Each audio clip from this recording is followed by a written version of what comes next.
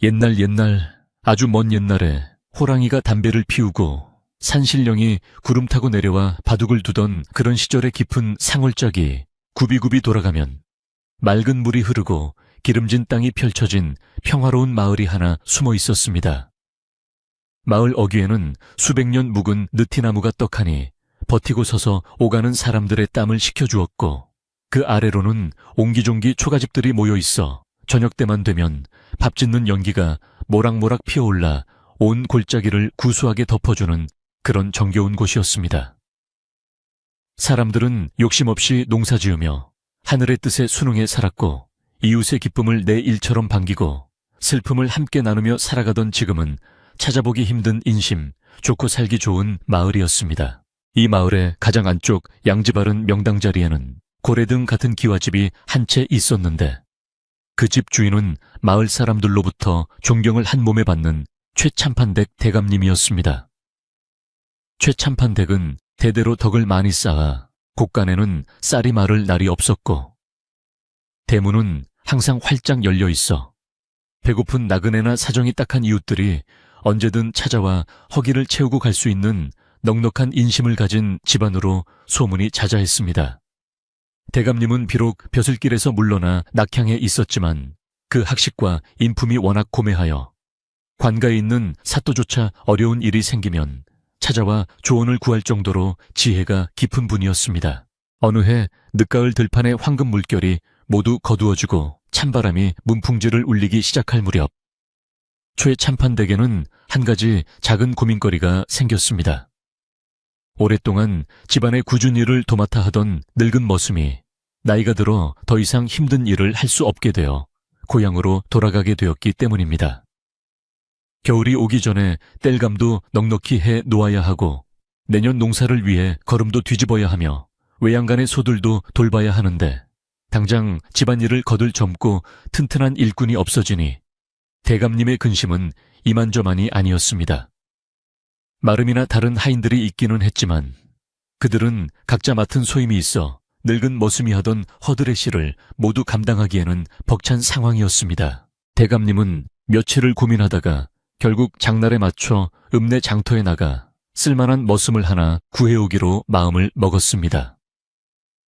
이른 아침 대감님은 하얀 못이 두루마기에 갓을 반듯하게 쓰고 손에는 지팡이를 짚은 채 집을 나섰는데, 그 뒤를 따르는 마름은 연신 고개를 주걱거리며 이번에는 황소처럼 힘 좋고 밥 많이 먹는 놈으로 골라야 한다고 훈수를 두었습니다.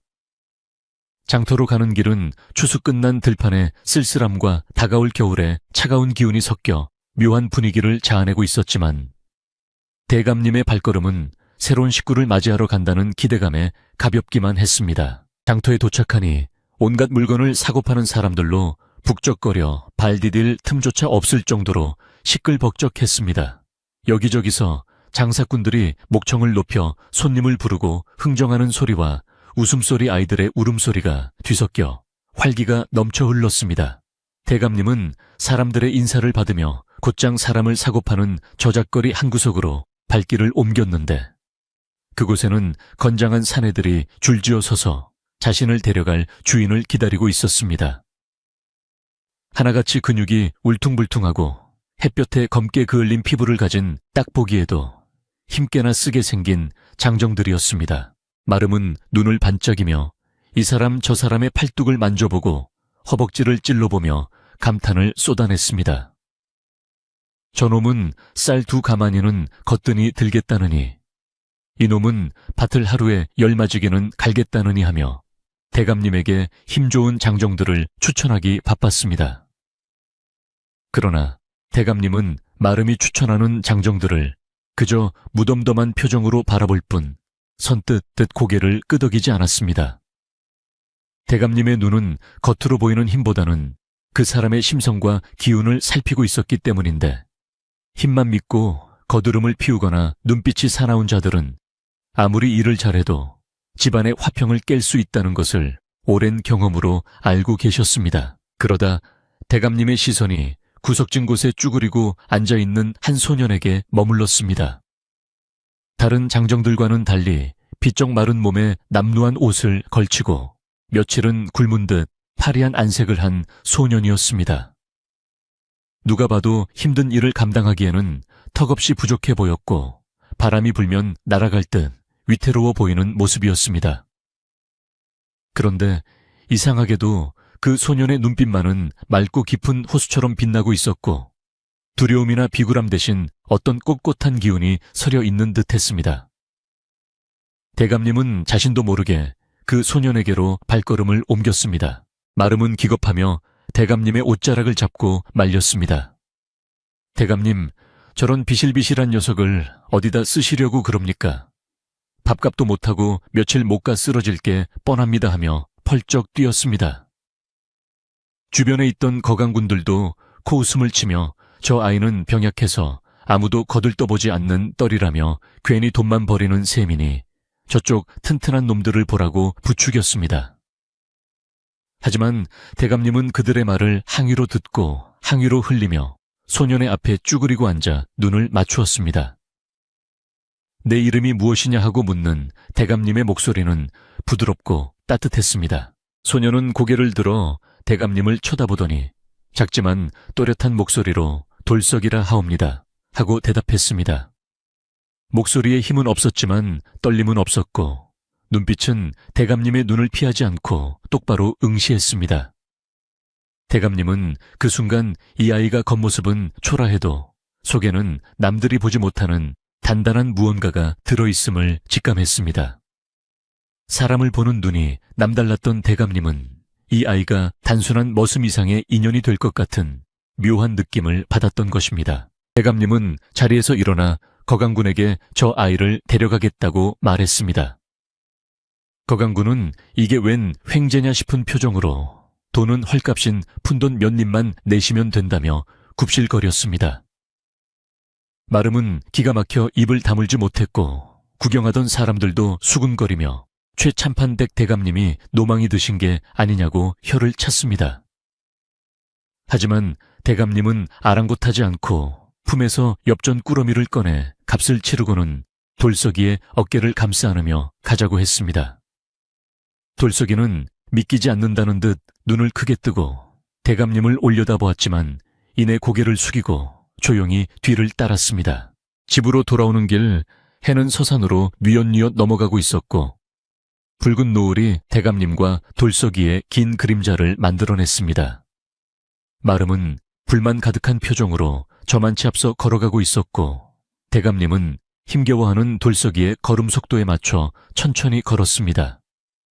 배가 고프지는 않으냐, 어디 아픈 데는 없느냐. 대감님의 다정한 물음에 돌석이는 그저 고개만 저을 뿐 말이 없었습니다. 대감님은 그런 돌석이를 재촉하지 않고 그저 묵묵히 곁을 지켜주었는데 찬바람에 옷깃을 여미면서도 마음 한구석에는 오늘 한 일이 결코 헛된 일이 아님을 확신하고 있었습니다. 마을 어귀에 들어서자 동네 사람들이 하나둘 나와 구경을 했습니다. 천하장사 같은 머슴을 데려올 줄 알았는데 다 죽어가는 비루먹은 강아지 같은 아이를 데려오는 것을 보고는 모두 쑥덕공론을 벌였습니다. 최참판댁이 이제 기울어 가는가?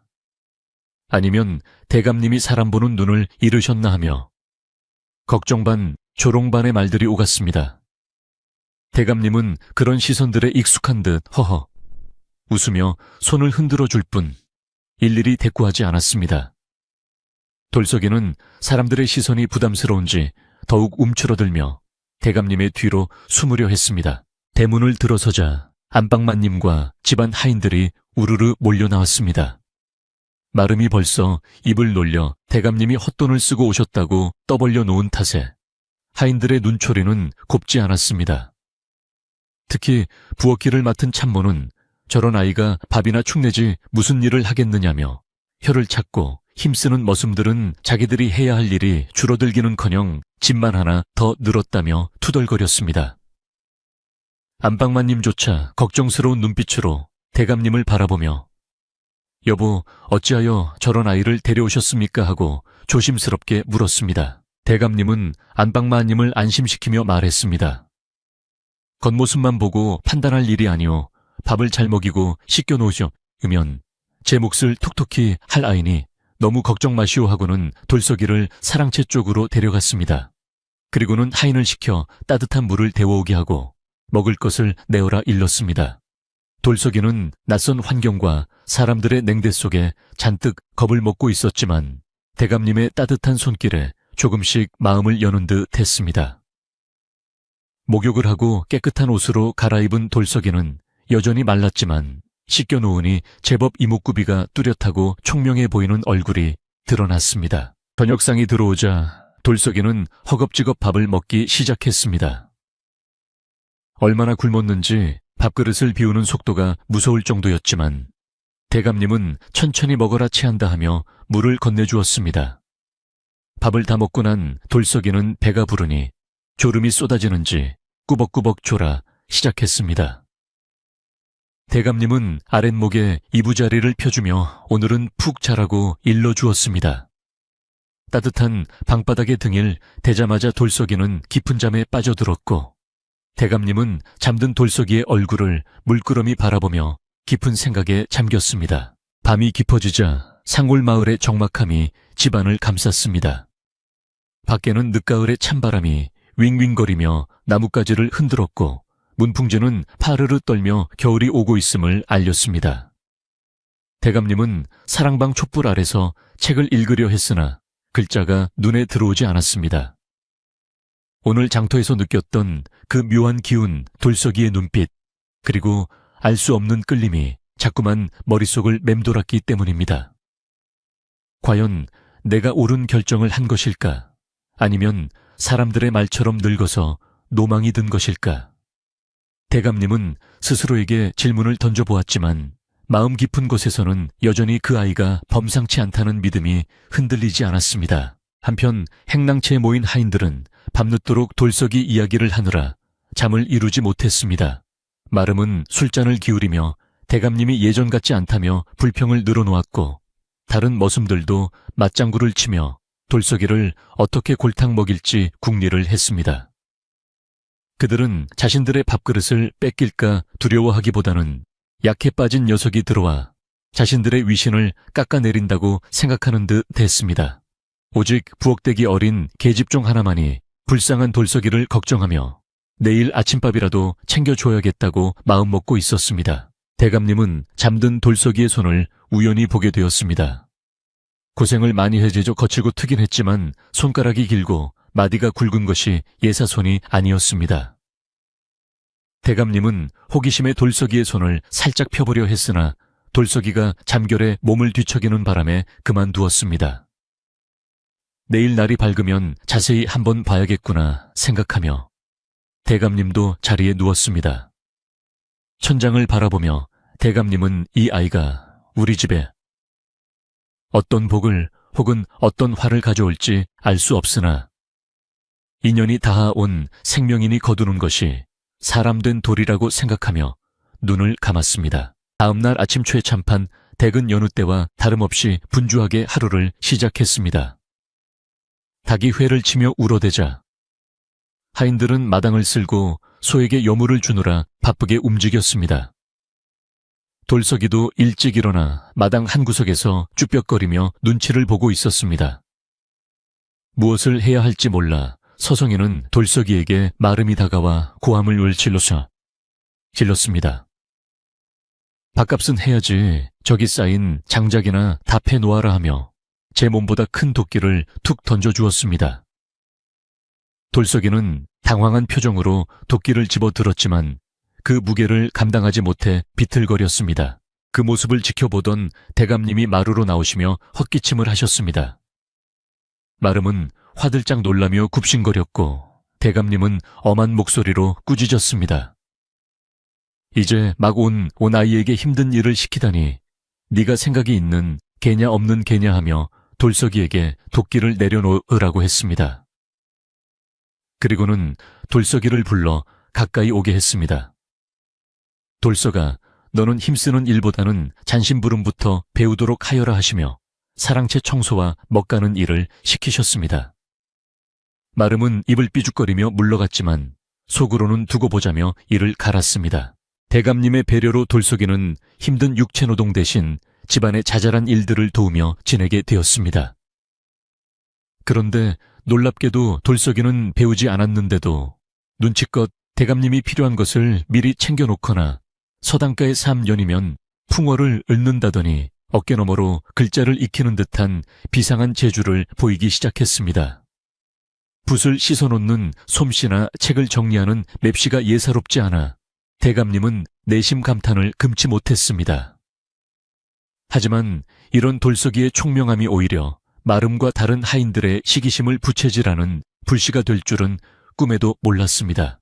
가을이 깊어가고 첫눈이 올 기미가 보일 무렵 집안에는 묘한 긴장감이 감돌기 시작했습니다.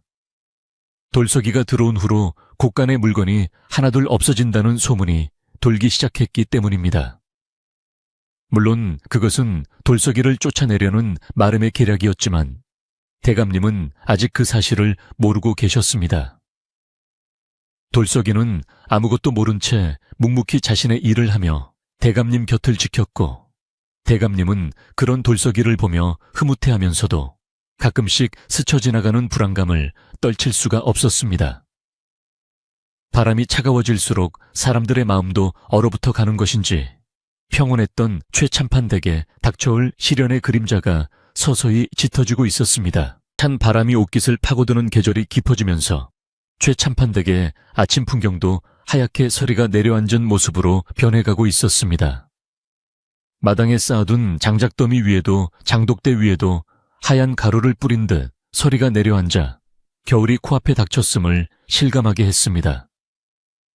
돌석이가 이 집에 들어온 지도 벌써 보름이 지나고 있었는데 처음에는 낯설어하며 눈치만 보던 돌석이도 이제는 제법 집안 돌아가는 사정을 익혀가고 있었습니다. 대감님의 배려 덕분에 힘든 육체 노동보다는 잔심부름을 주로 맡았지만 돌석이는 그마저도 허투루 하지 않고 누구보다 일찍 일어나 마당을 쓸고 물을 길어 나르며 자신의 몫을 다하려 애썼습니다.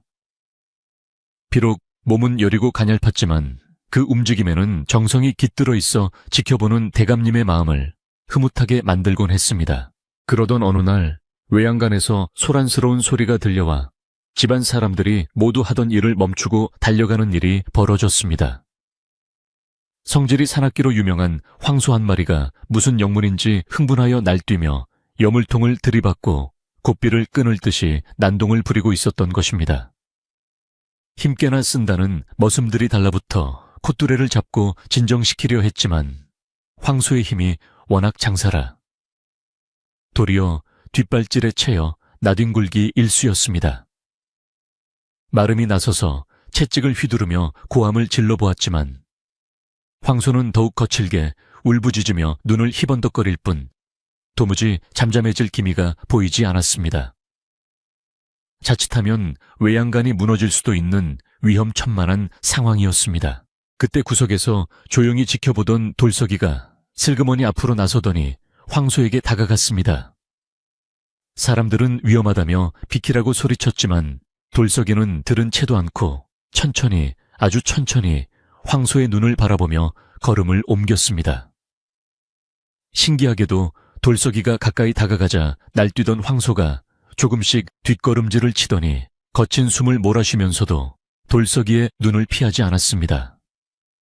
돌석이는 겁먹은 기색 하나 없이 황소의 콧등을 부드럽게 쓰다듬으며 낮은 목소리로 무언가 웅얼거렸는데 그것은 마치 자장가처럼 들리기도 하고 알 수 없는 주문처럼 들리기도 했습니다. 그러자 거짓말처럼 황소가 무릎을 꿇고 얌전해지는 것이 아니겠습니까? 이 광경을 지켜보던 사람들은 모두 입을 다물지 못했고 뒤늦게 소식을 듣고 나온 대감님도 놀라움에 눈을 크게 떴습니다. 짐승도 사람의 마음을 알아본다더니 네가 비록 힘은 없으나 마음으로 짐승을 다스리는 재주가 있구나 하시며 대감님은 돌석이를 크게 칭찬하셨습니다. 그날 이후로 돌석이는 외양간의 소들을 돌보는 일도 맡게 되었는데 돌석이가 여물을 쑤어주면 소들이 더 잘 먹고 털에 윤기가 흐르는 듯 했습니다. 하지만 이런 돌석이의 활약이 모든 사람에게 기쁨을 준 것은 아니었으니 바로 마름의 심사가 뒤틀리기 시작한 것이었습니다. 마름은 본래 최참판댁의 모든 살림과 하인들을 관리하며 대감님의 신임을 독차지해오던 인물이었습니다. 힘세고 목소리 큰 것을 자랑으로 여기며 살아온 그에게 비쩍 마른 굴러온 돌같은 돌석이가 대감님의 칭찬을 받는 모습은 눈의 가시처럼 거슬리는 일이었습니다. 게다가 자신이 쩔쩔매던 황소를 어린 녀석이 단번에 제압해버렸으니 하인들 앞에서 자신의 체면이 구겨졌다고 생각한 마름은 속으로 분노를 사기며 돌석이를 쫓아낼 궁리를 하기 시작했습니다. 저놈이 요물을 부리는 것이 틀림없다. 그렇지 않고서야 저런 맹랑한 짓을 할 리가 없다 하며 마름은 혼자서 억지스러운 의심을 키워갔습니다. 설상가상으로 돌석이가 그에 관심을 보이기 시작하면서 마름의 위기감은 극에 달했습니다. 대감님이 사랑채 문을 열어놓고 글을 읽으실 때면 돌석이는 마당을 쓸다 말고 빗자루를 든 채 멍하니 앉아 그 소리에 귀를 기울이곤 했습니다. 처음에는 그저 신기해서 그러는 줄 알았으나 어느 날 마름은 돌석이가 마당 흙바닥에 나뭇가지로 하늘 천따지를 흉내내어 쓰고 있는 것을 목격했습니다. 비록 삐뚤빼뚤한 모양새였지만 서당 근처에도 가본 적 없는 머슴아이가 글자를 흉내낸다는 것은 예사로운 일이 아니었습니다. 까막눈인 마름에게 그것은 단순한 호기심이 아니라 자신의 자리를 위협하는 불길한 징조로 보였습니다. 마름은 돌석이에게 다가가 발로 흙바닥에 쓴 글자들을 뭉개버리며 호통을 쳤습니다. 싼 것이 어디서 감히 글장난이냐, 일하기 싫어서 꾀를 부리는구나 하며 돌석이의 꿀밤을 세게 때렸습니다.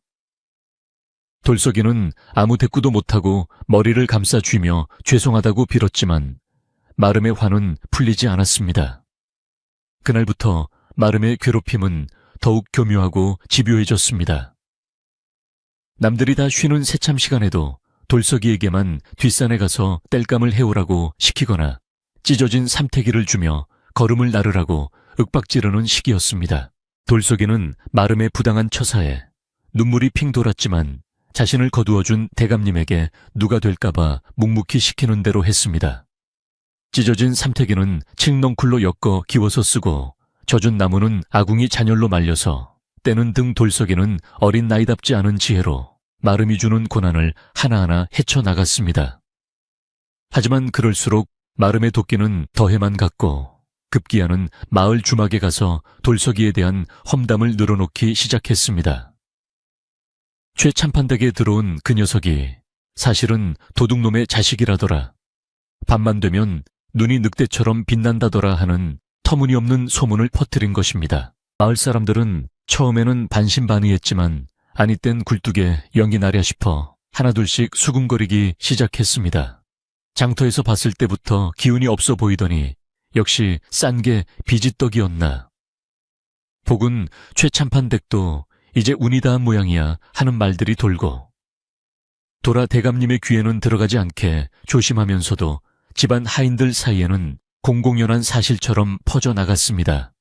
하인들은 마름의 눈치를 보느라 돌석이와 말을 섞으려 하지 않았고 밥을 먹을 때도 돌석이의 자리는 밥상 귀퉁이 찬바람이 드는 곳으로 밀려났습니다. 어린 돌석이에게 쏟아지는 냉대와 고립감은 견디기 힘든 시련이었습니다.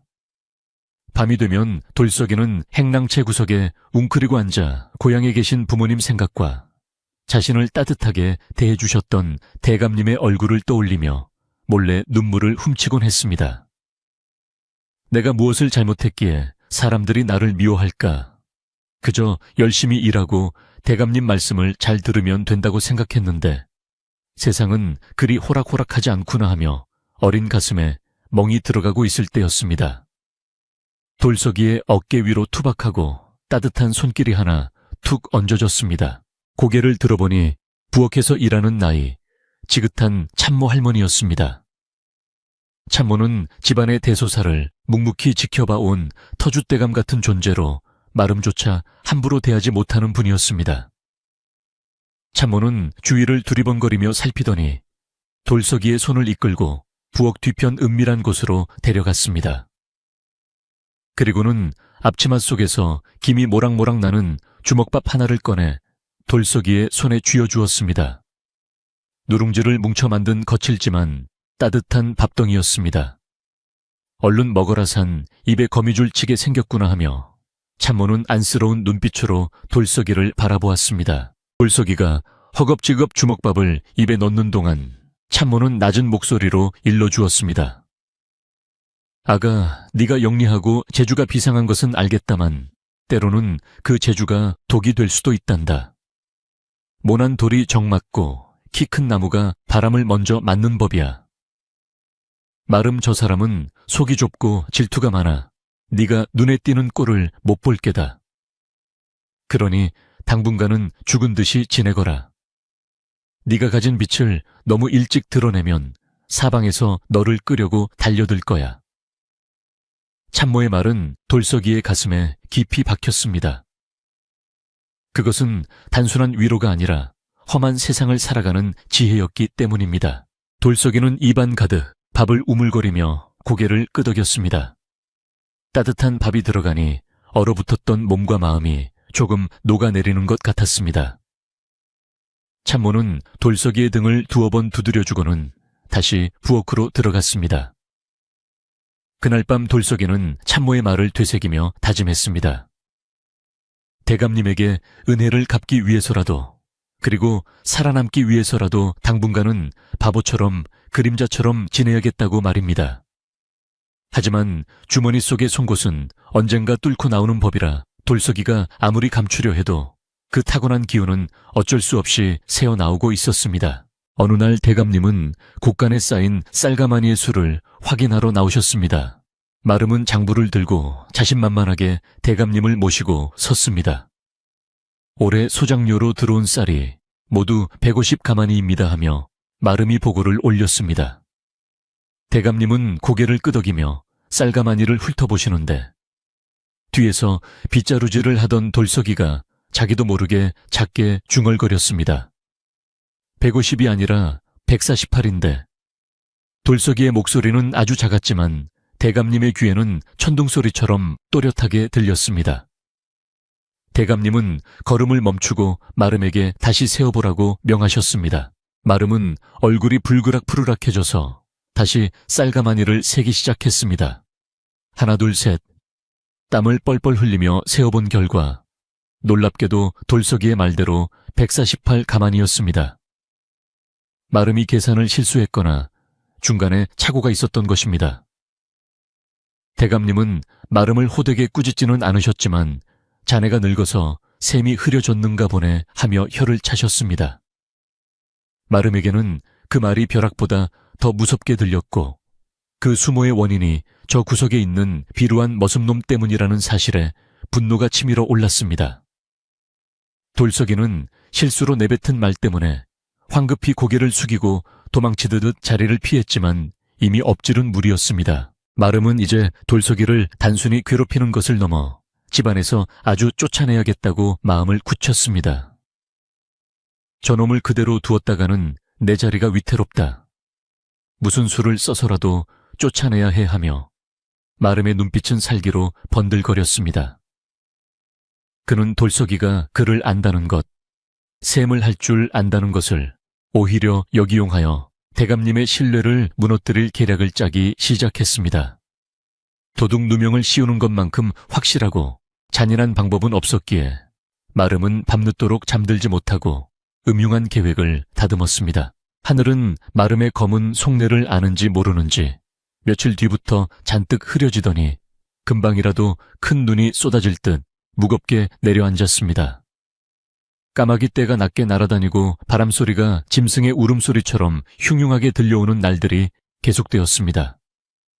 대감님은 방 안에서 문을 닫아 걸고 책을 읽으시면서도 마음 한구석이 편치 않으셨습니다. 집안의 감도는 묘한 긴장감, 하인들의 불안한 눈빛, 그리고 볼 때마다 안쓰러운 돌석이의 모습이 자꾸만 마음에 걸렸기 때문입니다. 마침내 사건이 터질 날이 다가왔습니다. 그날은 동지 팥죽을 쑤어 먹는 날이라 집안이 아침부터 분주했습니다. 팥 삶는 냄새가 진동하고 새알심을 빚느라 웃음꽃이 피어야 할 안채와 부엌에서도 왠지 모를 서늘한 침묵이 흘렀습니다. 마름은 평소와 달리 돌석이에게 친절한 척하며 오늘은 힘든 일 하지 말고 사랑방 아궁이에 불이나 잘 지키라고 일렀습니다. 돌석이는 마름의 갑작스러운 친절이 의심스러웠지만 거역할 수 없어 사랑방 부엌으로 들어갔습니다. 그것이 마름이 파놓은 함정인 줄은 꿈에도 모른 채 말입니다. 사랑방 아궁이 앞은 따뜻하고 조용했습니다. 타닥타닥 타오르는 장작불 소리를 들으며 돌석이는 쪼그려 앉아 불을 쬐었습니다. 대감님은 방 안에서 주무시는지 기척이 없었고 밖에서는 눈발이 하나둘 날리기 시작했습니다. 돌석이는 불꽃을 바라보며 멍하니 생각에 잠겼습니다. 이 눈이 쌓이면 고향 가는 길은 더 멀어지겠구나. 어머니는 잘 계실까 하는 생각에 잠겨 꾸벅꾸벅 졸아 시작했습니다. 긴장이 풀리고 따뜻한 기운이 감돌자 그동안의 고단함이 한꺼번에 밀려와 돌석이를 깊은 잠의 세계로 끌고 들어갔습니다. 한편 마름은 돌석이가 잠든 것을 확인하고는 회심의 미소를 지으며 곡간으로 향했습니다. 그는 대감님이 아끼시는 귀한 놋그릇 하나와 비단 한 피를 꺼내어 자고 있는 돌석이의 보찜 속에 몰래 쑤셔 넣을 작정이었습니다. 그리고는 내일 아침 없어진 물건을 찾는 척하며 돌석이의 짐을 뒤져 도둑으로 몰아갈 계획이었습니다. 눈 내리는 밤 세상이 하얗게 덮여가는 동안 최참판댁의 마당에서는 검은 음모가 소리 없이 진행되고 있었습니다. 돌석이는 아무것도 모른 채 그저 따뜻한 아궁이 앞에서 곤히 잠들어 있을 뿐이었습니다. 밤이 깊어지자 한방눈은 더욱 거세게 쏟아져 내려 온 세상을 하얗게 덮어버릴 기세였습니다. 하늘과 땅의 경계가 사라진 듯 칠흑 같은 어둠 속에서 하얀 눈송이만이 춤을 추며 내려앉았고 마을의 모든 소리는 눈 속에 파묻혀 고요하기 그지없었습니다. 가끔 뒷산에서 부엉이가 우는 소리만이 정막을 깨트릴 뿐 최참판댁의 모든 식구들도 깊은 잠에 빠져 꿈속을 헤매고 있었습니다. 그러나 단 한 사람 사랑채의 대감님만은 잠을 이루지 못한 채 뒤척이고 계셨습니다. 창호지 문 너머로 들려오는 바람소리와 눈 쌓이는 소리가 유난히 크게 들려왔고 가슴 한구석에는 알 수 없는 예감이 묵직하게 자리 잡아 편안히 눈을 감을 수 없게 만들었습니다. 대감님은 자리에서 일어나 등잔불 심지를 도두고는 곤방대에 담배를 눌러 담으며 깊은 한숨을 내쉬었습니다. 대감님은 오늘따라 유난히 추위를 느끼며 아궁이의 불은 제대로 들어가고 있는지 걱정이 되었습니다.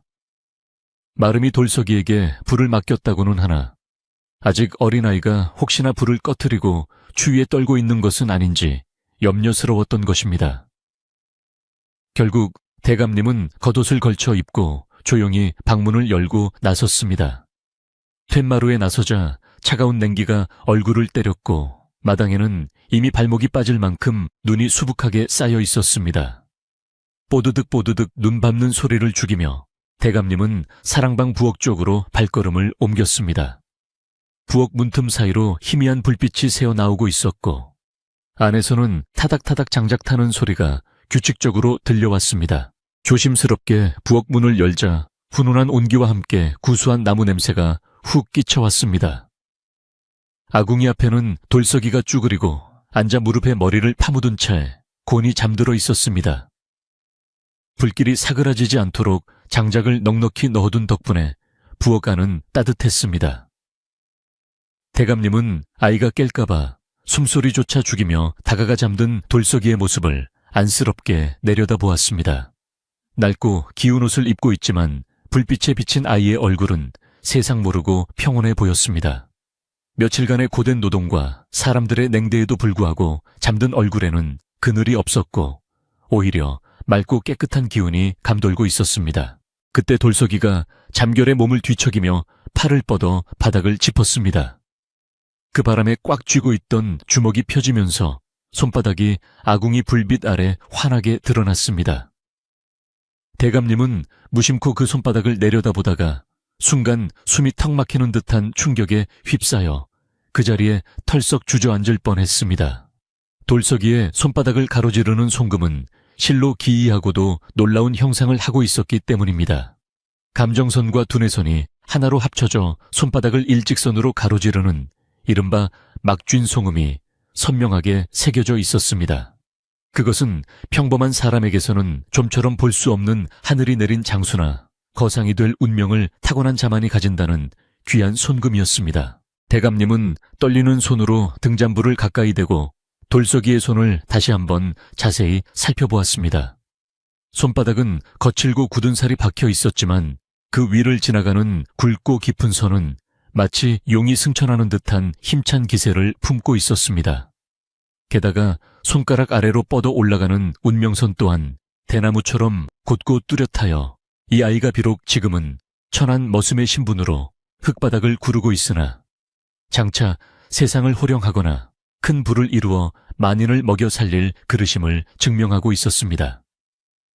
대감님은 자신의 눈을 의심하며 몇 번이나 눈을 비비고 다시 보았지만 그 비범한 손금은 불빛 아래서 더욱 또렷하게 빛날 뿐이었습니다. 하어, 이럴 수가. 이것은 일개 머슴의 손이 아니다. 나라의 기둥이 되거나 천하를 움직일 손이로구나. 대감님은 속으로 탄식을 내뱉으며 가슴을 쓸어내렸습니다. 장터에서 처음 이 아이를 보았을 때 느꼈던 그 묘한 이끌림과 비범한 눈빛이 결코 헛된 것이 아니었음을 확인하는 순간이었습니다. 호랑이 새끼가 고양이 굴에 들어와 있었던 격이니 그동안 마름이나 하인들이 이 아이를 감당하지 못하고 본능적으로 거부감을 느꼈던 것도 무리는 아니었습니다. 대감님은 잠든 돌서기의 머리를 쓰다듬으려다 멈칫했습니다. 지금 이 아이의 운명을 아는 것은 오직 자신뿐이어야 한다고 생각하며 조용히 몸을 일으켜 부엌을 빠져나왔습니다. 한편 대감님이 사랑채 부엌에서 충격적인 진실을 마주하고 있을 무렵 건너편 행랑채 근처에서는 또 다른 은밀하고도 사악한 움직임이 있었습니다. 마름은 모두가 잠든 틈을 타 검은 그림자처럼 곳간으로 숨어들었습니다. 그의 손에는 미리 준비해둔 자루가 들려 있었고 눈빛은 탐욕과 시기심으로 번들거렸습니다. 그는 곳간 문을 능숙하게 따고 들어가 대감님이 아끼시는 놋대접 한 세트와 질 좋은 명주실 한 타래를 꺼냈습니다. 이것들은 값이 꽤 나가는 물건들이라 없어지면 대감님이 대노하실 것이 분명했고 그 죄를 뒤집어 쓰는 사람은 살아남지 못할 중죄가 될 것이었습니다. 마름은 훔쳐낸 물건들을 품에 안고 조심스럽게 돌서기가 머무는 행랑방 쪽으로 이동했습니다. 눈이 내려 발자국이 남을까 염려되었지만 계속해서 내리는 한방눈이 금세 자신의 흔적을 지워줄 것이라 믿었습니다. 돌서기는 지금 사랑방 아궁이를 지키느라 방을 비운 상태였기에 마름의 계획은 더욱 수월하게 진행되었습니다. 마름은 돌서기에 낡은 보찜을 찾아 그 깊숙한 곳에 놋대접과 명주실을 쑤셔 넣었습니다. 그리고는 아무 일도 없었다는 듯 보찜을 원래대로 돌려놓고 비릿한 미소를 지으며 자신의 방으로 돌아갔습니다. 내일 아침이면 저 건방진 놈은 도둑으로 몰려 멍석마리를 당하고 쫓겨날 것이라는 생각에 마름은 쾌재를 불렀습니다. 대감님은 방으로 돌아오셨지만 아까 본 송금의 잔상이 눈앞에 아른거려 도무지 잠을 이룰 수가 없었습니다. 돌석이라는 아이가 가진 잠재력과 그 아이를 둘러싼 집안의 불화, 그리고 앞으로 닥쳐올지 모를 시련들이 머릿속에서 엉켜 복잡하기만 했습니다. 대감님은 벽에 걸린 족자를 바라보며 깊은 생각에 잠겼습니다. 하늘이 이 아이를 내 집에 보낸 뜻이 무엇일까? 단순히 일손을 돕게 하려는 것이 아니라 혹시 기울어가는 내 집안을 일으키거나 혹은 내가 이 아이를 통해 세상에 덕을 베풀 기회를 주신 것은 아닐까? 대감님의 고민은 밤이 새도록 계속되었고 밖에는 여전히 눈이 하염없이 내리고 있었습니다. 이윽고 긴 겨울밤이 지나고 먼동이 트기 시작했습니다. 밤새 내리던 눈도 그치고 세상은 온통 눈부신 은사액으로 뒤덮여 있었습니다. 아침 햇살이 눈 쌓인 지붕 위에 반사되어 눈이 부실 정도로 찬란했지만 최참판댁의 분위기는 그 어느 때보다 싸늘하고 험악했습니다. 아침 일찍 일어난 마름이 곳간 문이 열려 있다며 고래고래 소리를 질렀기 때문입니다. 큰일 났다. 도둑이 들었다. 곳간 문이 열리고 귀한 물건이 없어졌다. 마름의 다급한 목소리에 잠에서 덜 깬 하인들이 하나둘 마당으로 뛰어나왔고 집안은 순식간에 아수라장이 되었습니다. 하인들은 웅성거리며 곳간 주위로 모여들었습니다. 마름은 짐짓 놀란 척하며 곳간 안을 살피더니 대감님이 아끼시는 녹그릇과 명주실이 사라졌다고 호들갑을 떨었습니다. 어제 저녁까지만 해도 멀쩡히 있던 물건들인데 밤사이에 감쪽같이 사라졌네. 이는 필시 집안 사정을 잘 아는 놈의 소행이 분명하다. 마름은 하인들을 쭉 둘러보며 의심스러운 눈초리를 보냈습니다. 사람들은 서로 눈치를 보며 웅성거렸고 범인이 누구일지 추측하느라 바빴습니다. 그때 마름의 시선이 사랑채 부엌에서 부스스한 얼굴로 나오고 있는 돌석이에게 고정되었습니다. 제어놈이다. 어제 사랑방 아궁이 불을 본답시고 밤새 깨어있던 놈은 돌석이 저 놈뿐이야. 마름이 손가락질하며 소리치자 모든 사람들의 시선이 일제히 돌석이에게 쏠렸습니다. 돌석이는 영문을 몰라 눈을 껌벅거리며 어리둥절한 표정을 지었습니다. 네, 저는 아무것도 모릅니다. 밤새 아궁이 앞에서 잠만 잤는걸요. 돌석이가 억울함을 호소했지만 마름은 들을 생각도 하지 않고 다짜고짜 돌석이의 멱살을 잡았습니다. 자는 척하면서 곡간을 털었겠지. 내 놈이 들어온 뒤로 집안 꼴이 말이 아니다 싶더니 결국 본색을 드러내는구나. 마름은 하인들에게 당장 돌석이의 짐을 뒤져보라고 명령했습니다. 힘센 머슴 2명이 행랑채로 달려가 돌석이의 보찜을 들고 나왔습니다. 돌석이는 안 된다고 소리쳤지만 마름의 섯을 퍼런 기세에 눌려 아무도 그를 도와주지 못했습니다. 마당 한가운데서 돌석이의 보찜이 거칠게 풀어 헤쳐졌습니다. 낡은 옷까지 몇 벌과 집신 한 켤레가 툭툭 떨어지더니 그 속에서 번쩍이는 놋대접과 하얀 명주실 뭉치가 대구르르 굴러나왔습니다. 하인들은 아 하고 탄성을 질렀고 돌석이는 얼굴이 하얗게 질려 그 자리에 얼어붙고 말았습니다. 이것 보아라 증거가 이렇게 뻔히 나왔는데 어디서 오리발을 내밀어. 마름은 의기양양하게 소리치며 돌석이의 뺨을 후려쳤습니다. 돌석이는 바닥에 나뒹굴며 울먹였습니다. 아닙니다. 정말 아닙니다. 저는 저 물건들을 본 적도 없습니다. 누군가 제 짐에 넣어둔 것입니다. 하지만 물증이 너무나 확실하여 아무도 돌석이의 말을 믿어주려 하지 않았습니다. 참모 할머니만이 발을 동동 구르며 안타까워했지만 나서서 변호하기에는 상황이 너무 불리했습니다. 하인들은 배신감과 분노로 돌석이를 향해 삿대질을 하며 욕을 퍼부었습니다. 마름은 이때다 싶어 멍석을 가져오라고 소리쳤습니다. 관에 넘기기 전에 집안 법도로 아주 다리몽둥이를 부러뜨려 놔야 다시는 이런 짓을 못하지. 멍석 말아라. 머슴들이 멍석을 들고 와 돌석이를 둘둘 말기 시작했습니다. 돌석이는 살려달라고 애원했지만 멍석 속에 갇혀 비명조차 제대로 지를 수 없게 되었습니다. 마름은 몽둥이를 들고 침을 퇴 뱉으며 자신의 눈의 가시였던 돌석이를 합법적으로 제거할 수 있다는 사실에 희열을 느꼈습니다. 몽둥이가 높이 들려 올려주고 돌석이의 운명이 바람 앞의 등불처럼 위태로워진 순간이었습니다. 바로 그때 사랑채의 방문이 벌컥 열리며 우렁찬 호통 소리가 마당을 울렸습니다. 멈춰라. 아침부터 이게 무슨 행패들이냐. 대감님이 지팡이를 짚고 마루 끝에 서 계셨습니다. 평소의 온화한 모습은 온데간데 없고 서리빨 같은 위험이 서린 표정이었습니다. 마름은 들고 있던 몽둥이를 황급히 내리며 넙죽 엎드렸습니다. 대감님 깨셨습니까? 다름이 아니라 이놈이 곳간을 털어 녹그릇과 명주를 훔쳤기에 집안 법도대로 다스리려던 참이었습니다. 증거물도 여기 보찜에서 나왔습니다요.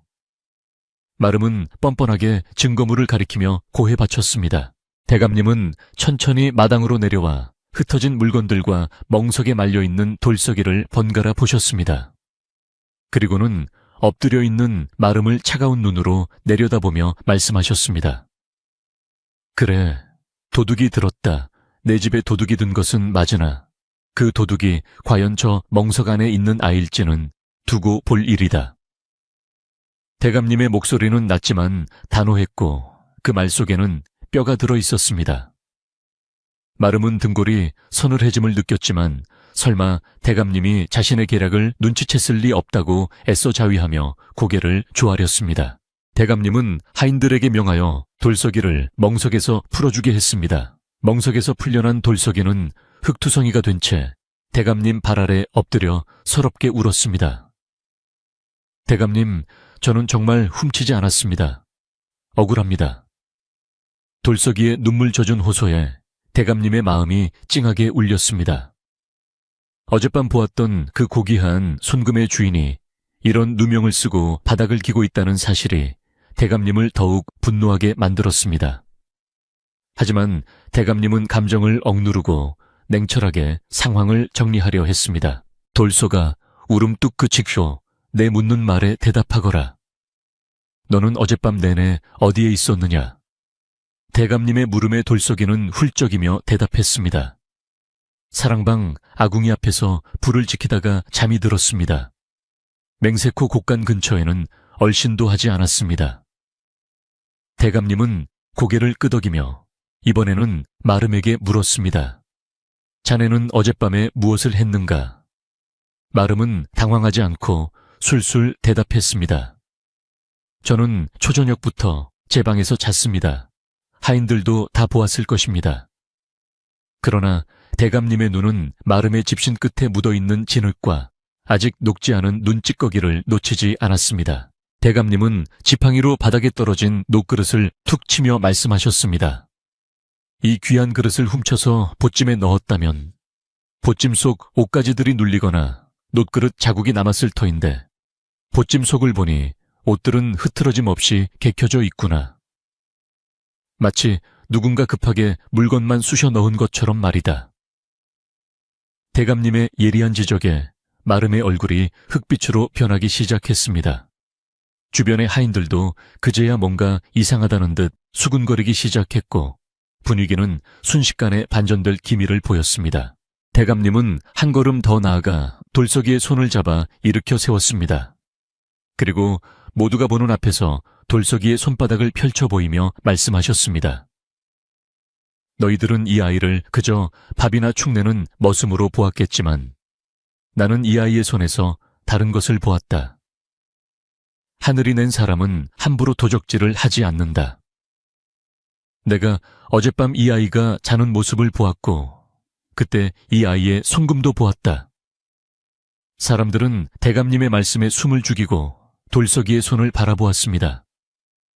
과연 대감님이 보신 것이 무엇인지 그리고 이 사건의 진실이 어떻게 밝혀질지 긴장감이 최고조에 달하고 있었습니다. 마름은 식은땀을 흘리며 뒷걸음질을 쳤지만 이미 대감님의 서슬 퍼런 눈빛은 그를 놓아주지 않았습니다.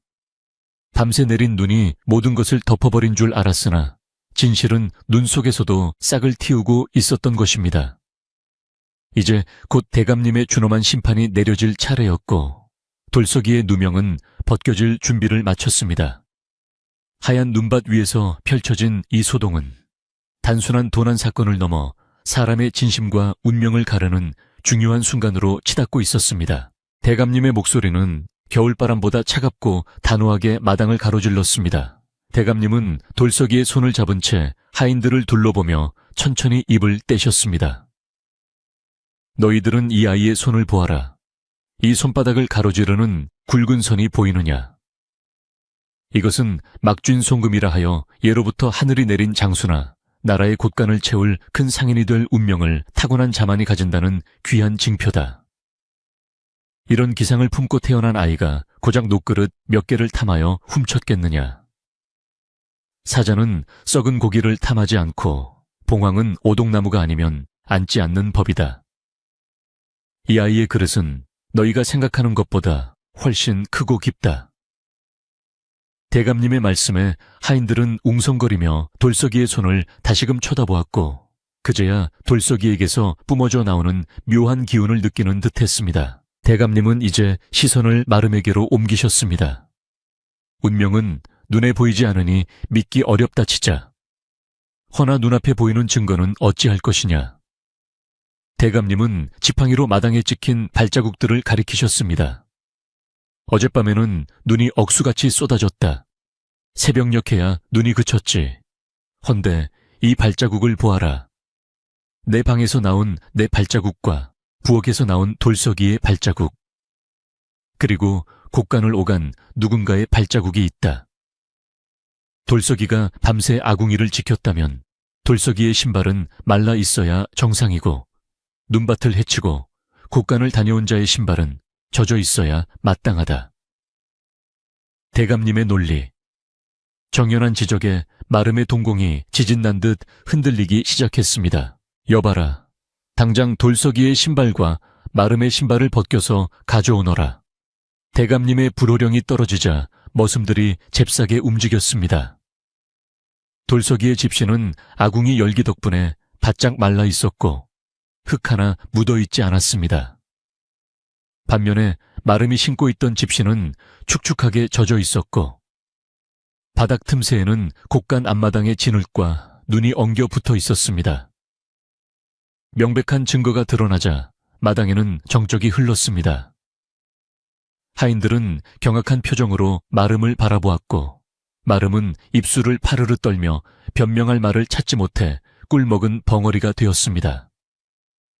자신의 꾀에 자신이 넘어간 꼴이 된 것입니다. 대감님은 젖은 집신을 마름의 앞에 툭 던지며 꾸짖으셨습니다. 네가 이 집안의 살림을 맡은 지 10년이 넘었거늘 어찌하여 마음 쓰는 것이 이리도 옹졸하고 사악하단 말이냐. 어린아이가 들어와 재주를 보이고 주인의 사랑을 받는 것이 그토록 배가 아팠더냐. 네가 진정으로 집안을 위했다면 인재를 알아보고 키워주지는 못할 망정 시기하고 모함하여 싹을 자르려 하다니 내 너를 믿고 맡긴 세월이 아깝구나. 대감님의 호통은 쩌렁쩌렁하게 울려 퍼졌고 마름은 그 자리에 힘없이 주저앉고 말았습니다. 모든 것이 들통난 마당에 더 이상 발뺌할 수도 없었기 때문입니다. 마름은 바닥에 머리를 찌으며 울부짖었습니다. 대감님, 죽을 죄를 지었습니다. 한 번만 용서해 주십시오. 제가 귀신에 씌었나 봅니다. 돌석이가 들어온 뒤로 제자리가 위태로울까 두려워 그만 못할 짓을 저질렀습니다. 마름의 비굴한 자백이 이어지자 하인들은 혀를 찼습니다. 평소 마름의 위세에 눌려 지내던 하인들도 이제는 그를 동정하기보다는 경멸의 눈초리를 보냈습니다.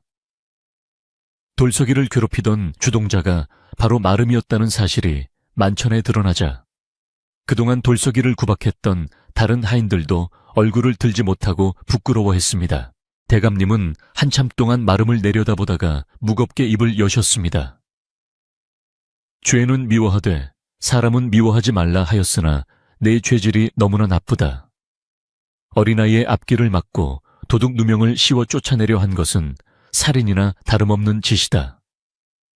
내 집에서는 사람을 해하려 한 자와는 함께 살 수 없다. 지금 당장 짐을 싸서 나가거라. 관에 고발하여 곤장을 맞게 하지는 않겠으나 다시는 내 눈앞에 띄지 말거라. 그것은 추상 같은 명령이었습니다. 마름은 대감님의 바짓가랑이를 잡고 매달렸지만 대감님은 냉정하게 뿌리치고 돌아섰습니다. 결국 마름은 자신의 방으로 돌아가 주섬주섬 짐을 챙겨야 했습니다. 10년 넘게 호가호위하며 누리던 권세가 하루아침에 물거품처럼 사라지는 순간이었습니다. 보찜 하나 달랑 메고 대문을 나서는 마름의 뒷모습은 처량하기 그지없었습니다. 눈 쌓인 길 위로 마름의 쓸쓸한 발자국이 찍혀 나갔고 마을 사람들도 소식을 듣고 나와 손가락질을 하며 수군거렸습니다. 욕심이 과하면 화를 부른다는 옛말이 하나도 틀리지 않음을 보여주는 징계였습니다. 집안을 어지럽히던 검은 그림자가 사라지자 최참판댁에는 다시 맑은 햇살이 비치는 듯했습니다. 마름이 떠나고 난 뒤 대감님은 멍하니 서 있는 돌석이에게 다가갔습니다. 돌석이는 아직도 믿기지 않는다는 표정으로 눈물 자국이 얼룩진 얼굴을 하고 있었습니다. 대감님은 흙투성이가 된 돌석이의 옷을 직접 털어주시며 따뜻하게 말씀하셨습니다. 많이 놀랐을 테지. 미안하구나. 내가 조금 더 일찍 살피지 못하여 네가 험한 꼴을 당했구나. 대감님의 다정한 위로에 돌석이는 참았던 울음을 다시 터뜨렸습니다. 그것은 서러움의 눈물이 아니라 자신의 결백을 믿어주고 지켜준 대감님에 대한 고마움과 안도의 눈물이었습니다. 대감님은 하인들을 향해 말씀하셨습니다. 너희들도 들으라. 앞으로 이 아이를 함부로 대하는 자는 내 엄이 다스릴 것이다. 비록 지금은 신분이 미천하나 사람의 귀천은 태생이 아니라 그 마음과 행동에 달려 있는 것이다. 돌석이는 오늘 자신의 정직함을 증명해 보였으니 너희는 이를 귀감으로 삼아라. 대감님의 훈계에 하인들은 모두 고개를 숙이고 잘못을 뉘우쳤습니다.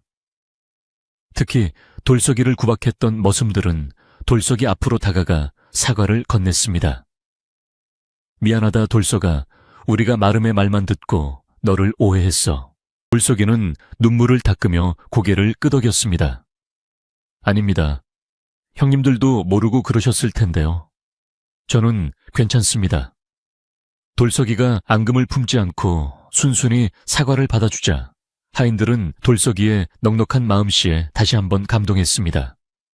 참모 할머니는 부엌에서 뛰어나와 돌석이를 와락 끌어안았습니다. 아이고, 내 새끼 고생했다. 내 진작에 알았지. 네가 그럴 아이가 아니란 걸. 참모의 눈께도 눈물이 맺혔습니다. 집안은 금세 화해와 용서의 분위기로 바뀌었고 차가웠던 공기가 훈훈하게 데워지기 시작했습니다. 대감님은 분위기를 바꾸기 위해 큰 소리로 명하셨습니다. 자, 오늘 같은 날 그냥 넘어갈 수 없지 않느냐. 집안의 애군을 털어내고 새 식구의 억울함도 풀었으니 오늘 점심은 고기를 삶고 떡국을 끓여 다 같이 배불리 먹도록 하여라. 마을 사람들에게도 좀 나누어 주고 모두가 즐겁게 지내도록 해라. 대감님의 호쾌한 명령에 하인들은 환호성을 질렀습니다. 대감님 만세. 순식간에 집안은 잔칫집 분위기로 변했습니다.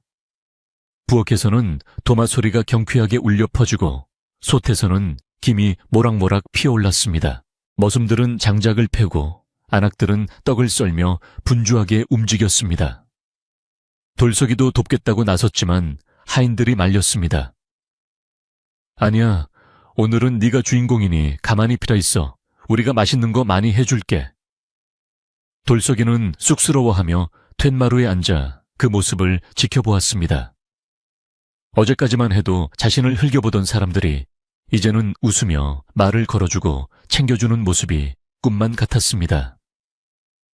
마당에 쌓인 눈은 햇살에 녹아 반짝이고 있었고 처마 밑의 고드름에서도 맑은 물방울이 똑똑 떨어지며 봄이 오는 소리를 내는 듯했습니다. 점심상이 차려지자 온 식구가 마당에 멍석을 깔고 둘러 앉았습니다. 김이 모락모락 나는 하얀 떡국과 큼직하게 썬 돼지고기가 상에 올랐습니다. 대감님은 사랑채 마루에서 상을 받으시고 하인들은 마당에서 식사를 했습니다. 돌석이의 밥그릇에는 고기가 유난히 많이 담겨 있었습니다. 참모 할머니가 몰래 더 얹어준 것이었습니다. 많이 먹고 쑥쑥 커라. 그래야 대감님을 잘 모시지. 참모의 말에 돌석이는 입안 가득 떡국을 넣고 행복한 미소를 지었습니다. 뜨끈한 국물이 들어가자 얼었던 몸과 마음이 사르르 녹아내리는 것 같았습니다. 식사를 마친 후 대감님은 돌석이를 조용히 사랑방으로 부르셨습니다. 방 안은 묵향으로 가득 차 있었고 따뜻한 햇살이 창호지를 통해 은은하게 들어오고 있었습니다. 대감님은 돌석이를 앞에 앉히고 진지한 표정으로 물으셨습니다. 돌석아, 너는 글을 배우고 싶으냐? 돌석이는 깜짝 놀라 눈을 동그랗게 떴습니다. 머슴이 글을 배운다는 것은 상상도 할 수 없는 일이었기 때문입니다. 감히 제가 어찌... 돌석이가 우물쭈물하자 대감님은 허허 웃으시며 말씀하셨습니다. 내 손금은 붓을 잡고 세상을 논할 손금이지 낫을 잡고 풀을 벨 손금이 아니다. 내 너를 양자처럼 여기고 글을 가르칠 터이니 너는 열심히 배워서 훗날 네 뜻을 펼쳐보거라. 내 눈이 틀리지 않았음을 네가 증명해 다오. 대감님의 파격적인 제안에 돌석이는 감격하여 말을 잇지 못했습니다. 그저 바닥에 엎드려 큰 절을 올릴 뿐이었습니다. 대감님, 은혜가 백골난망이옵니다. 죽을 힘을 다해 배우고 익혀서 대감님의 은혜에 보답하겠습니다. 돌석이의 목소리는 떨렸지만 그 속에는 굳은 결의가 담겨 있었습니다. 그날 오후부터 돌석이의 생활은 완전히 달라졌습니다. 허드레실은 다른 하인들이 나누어 맡고 돌석이는 사랑방 한 구석에 작은 책상을 하나 받았습니다. 대감님은 천자문책을 펴놓고 돌석이에게 한 글자 한 글자 가르쳐 주셨습니다. 하늘 천따지검을, 현 누루황. 대감님이 선창하면 돌석이가 따라 읽는 소리가 담장 너머로 낭랑하게 울려 퍼졌습니다. 그 소리는 마치 옥구슬이 굴러가는 듯 맑고 청가하여 듣는 사람들의 마음까지 맑게 해주었습니다. 마을 사람들도 지나가다 그 소리를 듣고는 최참판댁에 경사가 났나 보네. 글 읽는 소리가 참 듣기 좋다며 덕담을 했습니다. 해가 저물고 밤이 찾아왔지만 사랑방의 불은 꺼질 줄 몰랐습니다. 돌석이는 대감님이 내주신 숙제를 하느라 붓을 놓지 않았습니다. 서툰 솜씨로 글자를 써 내려가는 돌석이의 임에는 송글송글 땀이 맺혔지만 눈빛만은 초롱초롱하게 빛났습니다. 대감님은 곁에서 책을 읽으시다가 흐뭇한 표정으로 돌석이를 바라보곤 하셨습니다. 흙 속에 묻혀있던 보석이 드디어 빛을 보기 시작한 것입니다. 마름의 시기와 모함이라는 시련이 오히려 전화위복이 되어 돌석이가 자신의 진가를 드러내고 새로운 길로 나아가는 계기가 된 셈이었습니다. 밤늦게 참모 할머니가 간식으로 찐 고구마와 동치미를 내왔습니다. 공부도 좋지만 쉬어가며 해라. 밤이 깊었다. 참모의 걱정에 돌석이는 활짝 웃으며 고구마를 받아 들었습니다. 할머니 공부가 이렇게 재미있는 줄 몰랐어요. 밥 안 먹어도 배가 부른 것 같아요. 돌석이의 말에 대감님과 참모는 마주보고 웃음을 터뜨렸습니다. 밖에는 다시 눈이 내리기 시작했지만 어젯밤의 춥고 무서운 눈이 아니라 세상을 포근하게 덮어주는 축복의 눈처럼 느껴졌습니다. 방 안에 따뜻한 공기와 사람들의 정이 어우러져 최참판댁의 겨울밤은 깊어만 갔습니다. 이렇게 하여 최참판댁의 도난 사건은 마름의 쫓겨남과 돌석이의 신분 상승으로 마무리가 되었습니다. 집안은 예전보다 더욱 화목해졌고 하인들은 서로를 믿고 의지하며 성실하게 일했습니다. 대감님은 인재를 얻은 기쁨에 밥맛도 좋아지시고 건강도 좋아지셨습니다. 돌석이의 손금에 나타난 그 비범한 운명이 이제 막 싹을 틔우기 시작했으니 앞으로 이 아이가 어떻게 자라날지 그리고 최참판댁에 어떤 큰 복을 가져다 줄지 모두가 기대하는 마음으로 지켜보게 되었습니다. 폭풍우가 지나간 뒤에 땅이 더 굳어지듯 시련을 겪은 최참판댁은 더욱 단단하고 따뜻한 보금자리가 되었습니다. 마름이 쫓겨나고 돌석이가 억울한 누명을 벗은 뒤 최참판댁에는 유난히 따뜻하고 평화로운 겨울이 이어지고 있었습니다. 마치 거센 비바람이 지나간 뒤에 하늘이 더욱 맑고 푸른 것처럼 집안 곳곳에 서려있던 긴장과 불신은 눈 녹듯이 사라지고 그 자리에는 서로를 아끼고 위하는 마음만이 소복하게 쌓였습니다. 하인들은 더 이상 눈치를 보거나 수군거리지 않았고 각자 맡은 일에 정성을 다하며 웃음 띤 얼굴로 하루를 보냈습니다. 대감님의 사랑채에서는 아침부터 저녁까지 글 읽는 소리가 끊이지 않았는데 그 소리는 담장을 넘어 골목길을 지나 마을 어귀까지 은은하게 퍼져나가 듣는 이들의 마음을 차분하게 만들어 주었습니다. 마을 사람들은 그 소리를 들으며 최참판댁에 진정한 평화가 찾아왔음을 짐작할 수 있었습니다. 돌석이는 스펀지가 물을 빨아들이듯 대감님의 가르침을 무서운 속도로 익혀나갔습니다. 처음에는 천자문을 떼는데 몇 달이 걸릴 것이라 예상했으나 돌석이는 불과 보름 만에 글자들을 모두 익히고 그 뜻까지 헤아리는 기염을 토했습니다. 대감님은 돌석이의 비상한 재주에 감탄하면서도 혹여나 아이가 교만해질까 염려하여 더욱 엄격하게 학문의 길을 지도하셨습니다. 그러나 돌석이는 재주를 믿고 게으름을 피우거나 뽐내는 법이 없었습니다. 새벽달기 울기도 전에 일어나 마당을 정갈하게 쓸어놓고 대감님의 세수 대야를 챙긴 뒤에야 책상 앞에 앉아 묵을 갈았습니다. 그의 손끝에서 피어나는 묵향은 집안의 그 어떤 꽃향기보다 그윽하고 깊었습니다. 겨울이 가고 만물이 소생하는 봄이 찾아오자 돌석이의 역할은 사랑방 안에만 머물지 않았습니다. 농사철이 시작되면서 일손이 바빠지자 돌석이는 책을 잠시 덮어두고 들판으로 나갔습니다. 예전 같으면 마름이 고래고래 소리를 지르며 하인들을 닥달했겠지만 이제는 돌석이가 조용하고 침착하게 일을 도왔습니다. 돌석이는 단순히 힘으로만 일하는 것이 아니라 책에서 배운 이치와 타고난 관찰력을 이용하여 농사일에 지혜를 보탰습니다.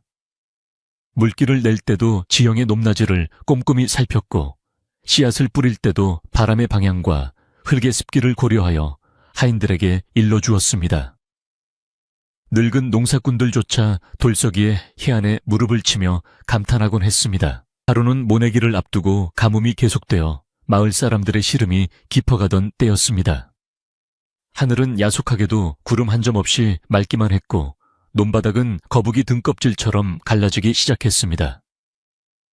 사람들은 기우제를 지내야 한다며 야단법석을 떨었지만 돌석이는 홀로 뒷산 계곡을 오르내리며 물길을 살폈습니다. 그리고는 대감님께 아뢰어 마을 위쪽에 묵은 저수지 둑을 터서 물길을 돌리자고 제안했습니다. 사람들은 반신반의했지만 대감님은 돌석이의 말을 믿고 마을 사람들을 설득하여 공사를 벌였습니다. 놀랍게도 돌석이가 지정한 곳을 파내자 막혀있던 지하수가 콸콸 쏟아져 나와 메마른 논을 적시기 시작했습니다. 마을 사람들은 환호성을 지르며 돌석이를 칭송했고 최참판댁의 덕망은 더욱 높아졌습니다. 계절은 흘러 어느덧 벼이삭이 고개를 숙이는 풍요로운 가을이 되었습니다.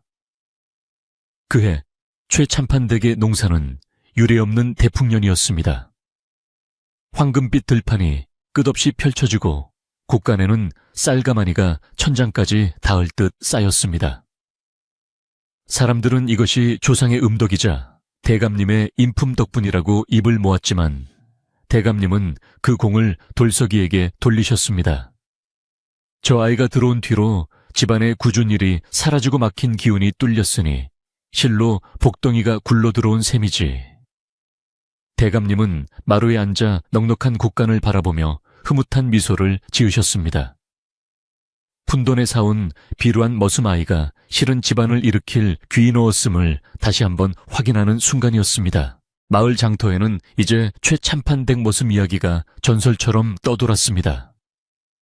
그 댁 머슴은 낮에는 호미를 잡고 밤에는 붓을 잡는다며 손금이 제왕의 손금이라더니 정말 보통 내기가 아닌가 봐. 사람들은 돌석이를 부러워하면서도 한편으로는 존경의 눈빛으로 바라보았습니다.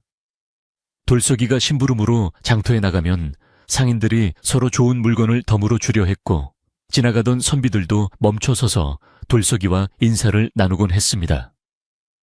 하지만 돌석이는 언제나 겸손한 자세로 허리를 굽혔으며 자신을 칭찬하는 말에도 모두 대감님의 은덕입니다라며 공을 낮추었습니다.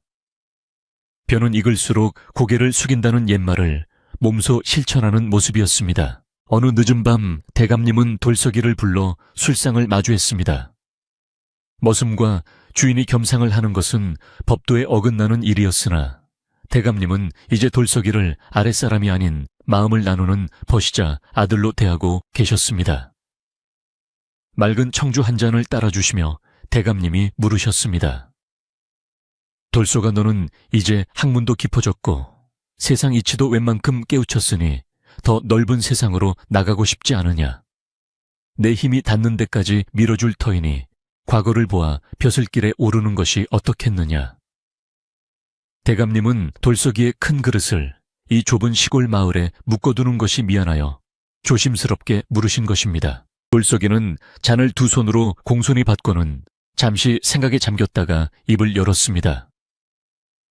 대감님, 저는 벼슬길에 올라 입신양명하는 것보다 지금처럼 대감님 곁에서 흙을 만지고 책을 읽으며 사는 것이 더 행복합니다. 높은 자리에 올라 백성을 다스리는 것도 큰 뜻이겠으나 저는 이 마을에서 이웃들과 어울려 따뜻한 밥 한 끼 나누며 사는 법을 배우고 싶습니다. 그리고 무엇보다 저를 거두어 주신 대감님의 은혜를 갚기에는 아직 제 정성이 부족합니다. 돌석이의 대답은 단호하면서도 따뜻했습니다. 그의 말 속에는 부귀영화보다 사람의 도리를 중시하는 깊은 철학이 담겨 있었습니다. 대감님은 돌석이의 말에 눈시울이 붉어지셨습니다. 그날 밤 대감님이 보았던 그 화려한 송금은 분명 천하를 호령할 운명이었으나 돌석이는 그 운명을 뛰어넘어 스스로의 의지로 소박하고 진실한 삶을 선택한 것입니다. 대감님은 고개를 끄덕이며 말씀하셨습니다. 내 뜻이 정, 그렇다면 강요하지 않으마. 허나 기억하거라. 내 손에 새겨진 송금보다 더 귀한 것은 바로 내 가슴 속에 있는 그 올곧은 심성이다. 손금은 타고나는 것이지만 인생은 네가 만들어가는 것이니라. 두 사람의 대화는 밤이 깊도록 이어졌고 방 안의 촛불은 흔들림 없이 그들을 비추고 있었습니다. 시간은 유수와 같이 흘러 몇 해가 지났습니다. 돌석이는 이제 의젓한 청년이 되었고 대감님의 수염은 더욱 하얗게 새었습니다. 집안 살림은 날로 번창하여 마을 사람들뿐만 아니라 인근 고을에 굶주리는 사람들까지 구제할 정도로 넉넉해졌습니다. 돌석이는 마름 대신 집안의 대소사를 관장하며 공정하고 투명하게 살림을 꾸려나갔습니다. 하인들은 돌석이를 작은 대감님이라 부르며 따랐고 집안에는 언제나 웃음과 활기가 넘쳤습니다. 예전에 마름이 쫓겨날 때 느꼈던 두려움과 불안은 이제 먼 옛날 이야기가 되어 화롯가에서 나누는 농담거리가 되었습니다. 또다시 겨울이 찾아왔습니다. 첫눈이 내리던 날 밤 온 가족과 하인들이 사랑채 큰 방에 모였습니다. 대감님의 생신을 축하하기 위해 조촐하지만 정성스러운 잔치가 벌어진 것입니다. 참모 할머니는 허리가 좀 굽었지만 여전히 솜씨 좋게 맛있는 음식을 차려내셨고 하인들은 각자 준비한 작은 선물을 내놓으며 대감님의 만수무강을 빌었습니다.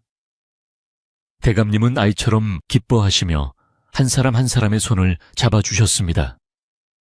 돌석이는 대감님께 직접 지은 시 한 수를 낭송해 올렸는데 그 내용이 어찌나 절절하고 아름다운지 듣는 이들의 눈가를 촉촉하게 적셨습니다.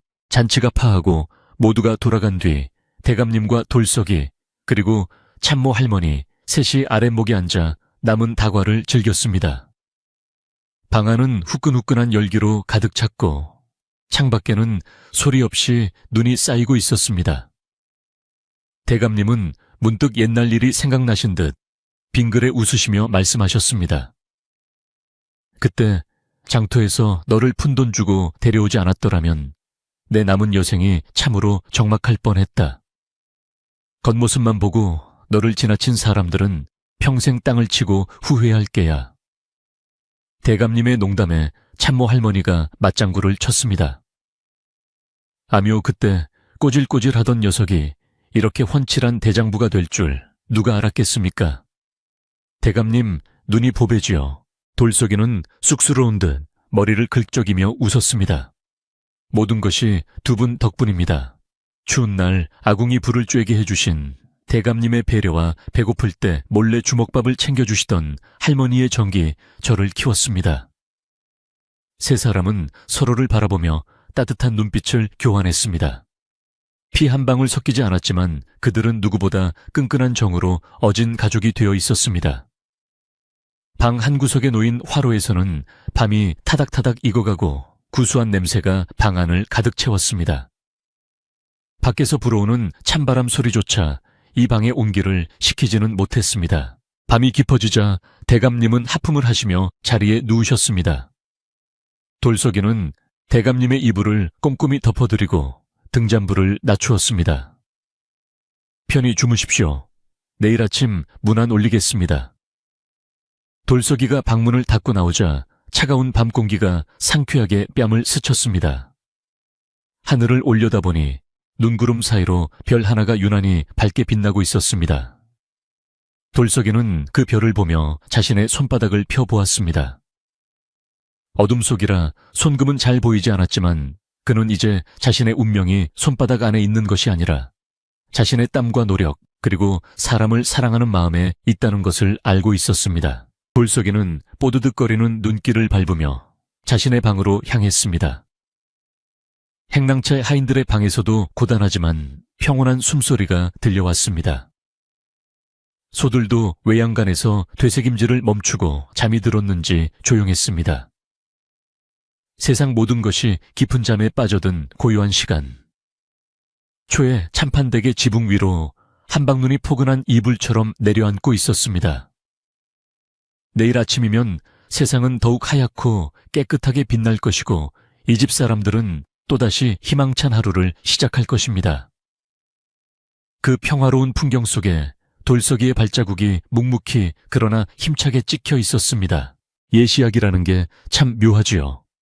푼돈에 팔려온 비루한 소년이 귀한 손금을 가졌다는 것도 신기하지만 그 귀한 운명을 알아보고 꽃 피우게 해준 대감님의 마음이 더 기적 같은 일 아니겠습니까? 세상에 하찮은 사람은 없으며 누구나 가슴속에 빛나는 보석 하나쯤은 품고 산다는 것을 이 이야기는 우리에게 속삭여 주는 듯합니다. 혹시 아나요? 오늘 밤 당신의 꿈속에도 귀인을 만나는 행운이 기다리고 있을지 아니면 당신 자신이 누군가의 귀인이 되어줄 운명을 발견하게 될지요. 이제 긴 이야기도 끝을 맺을 시간입니다. 최참판 댁 아랫목처럼 따뜻한 이불 속에서 돌석이가 끓여온 구수한 숭늉 한 그릇 마셨다 생각하시고 편안한 마음으로 눈을 감으시길 바랍니다. 밤새 내리는 눈이 세상의 모든 시름을 덮어주듯 이 이야기가 당신의 지친 마음을 포근하게 감싸 안아주기를 소망합니다. 걱정은 잠시 내려놓고 깊고 달콤한 잠의 나라로 떠나보세요. 내일은 분명 오늘보다 더 따뜻하고 좋은 일이 당신을 기다리고 있을 테니까요.